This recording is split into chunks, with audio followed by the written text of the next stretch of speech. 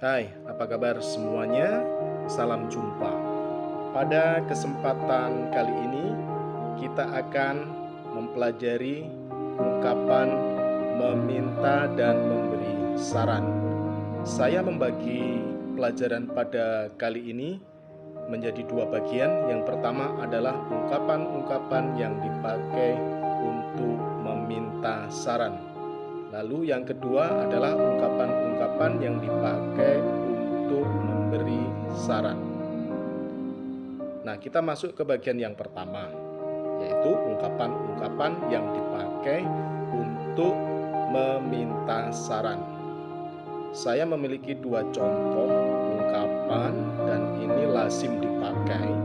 Yang pertama adalah ungkapan "What should we do now?"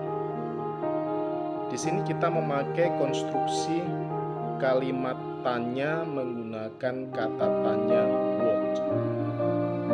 Lalu diikuti oleh model should. Setelah itu subjek we dan yang terakhir adalah kata kerja pertama do. Kita juga bisa menambahkan keterangan waktu now belakangnya. What should we do now? Kemudian yang kedua, ungkapan untuk meminta saran yang kedua kita bisa memakai do you have any recommendations? Kita bisa menambahkan kata for lalu noun atau noun phrase, kata benda atau frasa kata benda di belakang for. Sebagai contoh seperti ini. Do you have any recommendations for good restaurants? Nah, setelah for ini ada frase kata benda good restaurants. Atau kita bisa menghilangkan kata good sehingga tinggal kata benda saja di belakangnya dan kalimatnya akan berbunyi seperti ini. Do you have any recommendations for restaurants? Nah, itu adalah ungkapan-ungkapan yang dipakai untuk meminta saran. Kemudian bagian yang kedua, ungkapan memberi saran. Yang pertama, kita bisa memakai ungkapan why don't we? Ungkapan why don't we diikuti oleh kata kerja pertama, verb one. Kita ambil contoh kata kerja go.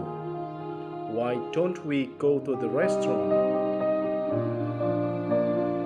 Kemudian yang berikutnya adalah how about?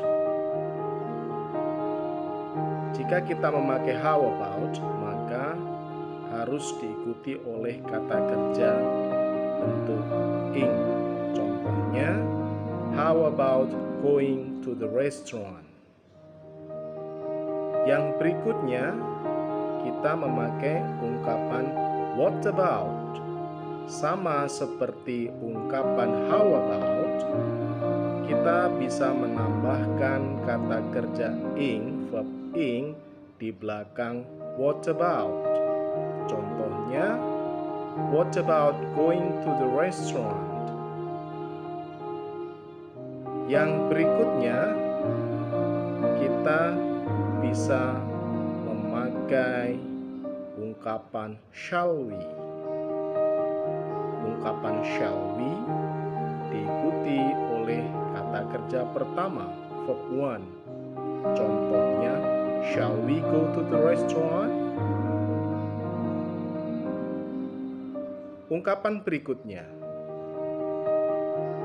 if I were you, I would.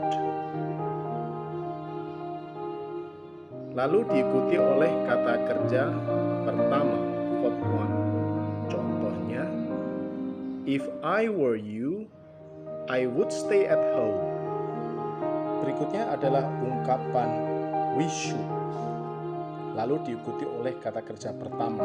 Contohnya, we should stay at home. Kemudian kita juga bisa memakai we could. Juga sama seperti should tadi, kita menambahkan kata kerja pertama di belakangnya. We could stay at home. Kemudian kita juga boleh memakai why not. Why not diikuti oleh kata kerja pertama. Why not go to the restaurant? Itu contohnya. Nah, sekian dulu video pembelajaran pada kali ini. Contoh-contoh tadi, yaitu contoh meminta dan memberi saran, adalah ungkapan-ungkapan yang sering dipakai oleh native speaker atau sering kita jumpai dalam TOEFL test. Meskipun masih ada banyak lagi ungkapan-ungkapan yang dipakai untuk meminta